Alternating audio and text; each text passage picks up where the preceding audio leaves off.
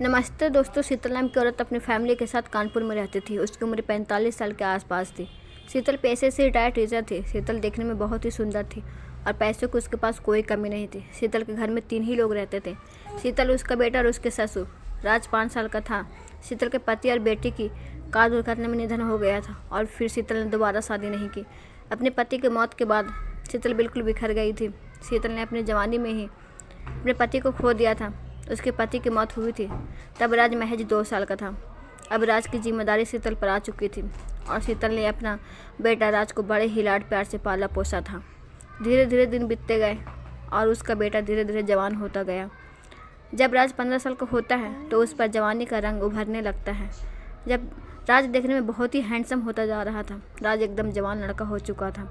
राज को देखकर हर लड़की उसको अपना बनाने की चाहत रखती थी। राज बिल्कुल अपने पापा जैसा था।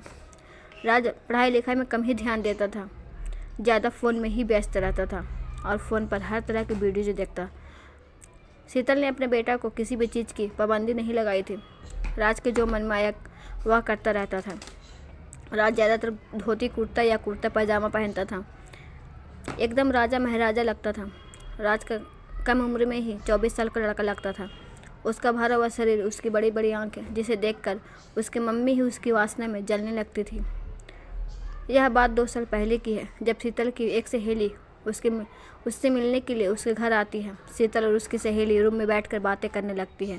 बातों बातों में शीतल के पति कमलेश की बात होने लगती है। शीतल की सहेली उससे कहती है, तुमने दूसरी शादी क्यों नहीं की? शीतल कहती है, राज की वजह से नहीं की, क्योंकि क्या पता दूसरा पति कैसा होगा और उसके साथ कैसा व्यवहार करेगा। वह मालूम नहीं मेरे बेटे को प्यार करेगा या नहीं। फिर उसकी सहेली शीतल से पूछती है कि तुम्हारे पति को गए हुए कितने साल हो गए हैं, तो तुम्हारा मन नहीं करता कि मैं किसी मर्द के साथ संबंध बनाऊं? तभी शीतल कहती है, दिल तो बहुत करता है और सारी रात सही से सो भी नहीं पाती हूँ। दिल में बसी दुख राज के सामने जाहिर नहीं होने देती हूँ। अंदर से बहुत दुखी हूँ, लेकिन राज के सामने खुश रहती हूँ। उसकी सहेली कहती है कि किसी लड़के के पास क्यों नहीं जाती, मन की आग को शांत क्यों नहीं कर लेती? तभी शीतल कहती है कि लड़का के पास जाने से बेहतर मैं घर पर ही ठीक हूँ, क्योंकि उसके पास जाने से कोई बीमारी लग सकती है या अगर किसी को मालूम हुआ तो राज को बहुत दुख होगा। लेकिन शीतल को यह मालूम नहीं था कि राज यह सब उसके चुपके से बातें सुन रहा था। राज चुपके से मम्मी की बातें सुनकर हैरान हो जाता है और मन ही मन सोचता है कि मेरे मम्मी पापा के बिना कितने दुखी और परेशान हैं। राज अपने मन में सोच लेता है कि मैं अपनी मम्मी की हर ख्वाहिश को पूरा करूँगा, चाहे मुझे कुछ भी करना पड़े। राज की मम्मी राज को खाना खाकर अपने रूम में सोने चली जाती है और रूम में बैठकर किताबें पढ़ रही थी।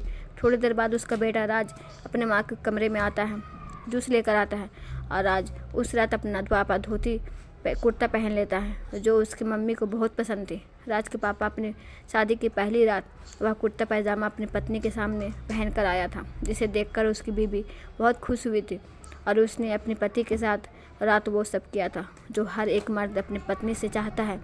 उस कुर्ता पैजामा में देखकर एक बार तो शीतल को लगा कि उसके सामने उसका पति खड़ा है। उस दिन शीतल अपने बेटा के बदन को गौर से देख रही थी। वह बिल्कुल अपना पिता पर गया था। राज अपनी माँ के सामने खड़ा था, लेकिन अब शीतल को यह अपना बेटा नहीं बल्कि पति लग रहा था।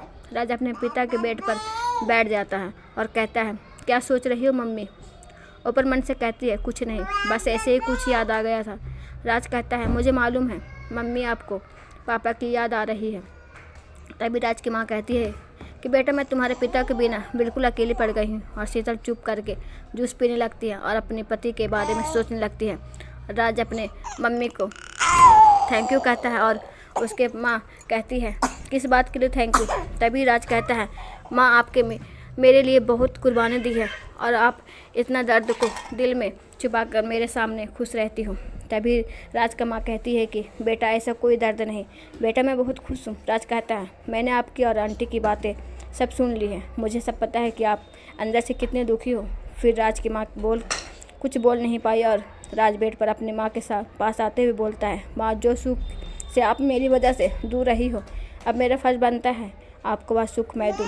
राज की माँ कहती है, ऐसा कौन सा सुख बेटा? राज कहता है, मर्दों वाला सुख मम्मी, और आप उस सुख के लिए बहुत तड़प रही हो। मैं तुम्हारा यह दुख सहन नहीं कर सकता मम्मी। राज की मम्मी अपने बेटा से कहती है, मेरा बेटा यह गलत है। राज कहता है, मैं जानता हूँ कि यह गलत है, लेकिन मैं आपको तड़पते हुए नहीं देख सकता। माँ, पहले मुझे मालूम नहीं था, अगर मालूम होता तो आपको दुखी ही नहीं होने देता। तभी राज अपने धोती को नीचे गिरा देता है और अपने माँ का हाथ पकड़ लेता है और कहता है, मम्मी आज मैं आपका हूँ। आज इतने सालों की हवस को मिटा दो जिसके लिए आप तो इतने सालों से तड़प रही हो। राज की माँ अपना हाथ खींचना चाहती थी, लेकिन बहुत सालों बाद किसी लड़का के हाथ को स्पर्श पाकर सब कुछ भूल जाती है और उसकी बातों में आने लगती है। तभी उसे होश आया कि सामने मेरा बेटा है, तो वह अपना हाथ खींच लेती है और उसको डांट कर वहाँ से जाने को कहती है। क्या कर रहा है राज? तुम पागल हो गए हो? तुम क्या कर रहे हो? जाते हो यहाँ से या मारूं थप्पड़? जाते जाते राज बोलता है, मेरा रूम का दरवाज़ा खुला है, अगर दिल करे तो आ जाना। राज के माँ ने अपने रूम का दरवाज़ा बंद किया और बेड पर लेट गए। शीतल को बिल्कुल भी नींद नहीं आ रही थी। बार बार राज के हाथों का आसपास उसका धोती गिराना और उसकी 12 बजे तक राज की माँ के करवाटें बदल रही थी। सोने की कोशिश कर रही थी, लेकिन सफल नहीं रही। अब राज की मम्मी के अंदर हवस जागने लगती है। राज की माँ अपने रूम से उठकर राज के रूम में आ जाती है। वही धोती पहने लाइट जलाकर सो रहा था। उसके बदन का नज़ारा देखकर उसके माँ मन में उसकी जवानी का भरपूर आनंद लेना चाहती थी और उसके पीछे चिपक कर लेट जाती है। राज अपने माँ के हाथ का स्पर्श पाते ही बोलता है, मुझे मालूम था मम्मी कि आप आओगी। तभी उसकी मम्मी कहती है, मुझसे रहा नहीं गया बेटा, बहुत सालों बाद किसी लड़का के बदन को हाथ लगाया है। माँ ने कहा, आप जो कहो कर सकती हो बेटा। फिर कुछ ही समय में दोनों ही निवस्त्र हो जाते हैं और दोनों अपने अपने दिलों की आग बुझाने लगते हैं। उस रात बेटा और माँ जोरदार तरीके से संबंध बनाते हैं। पूरी रात एक दूसरे की जवानी का आनंद लेते हैं। तो दोस्तों, किसी भी लड़के को अपने माँ के साथ ऐसा नहीं करना चाहिए, या माँ को भी सोच समझ कर ही फैसला लेना चाहिए। ये थी हमारी आज की छोटी सी कहानी। लाइक करें, शेयर करें। धन्यवाद।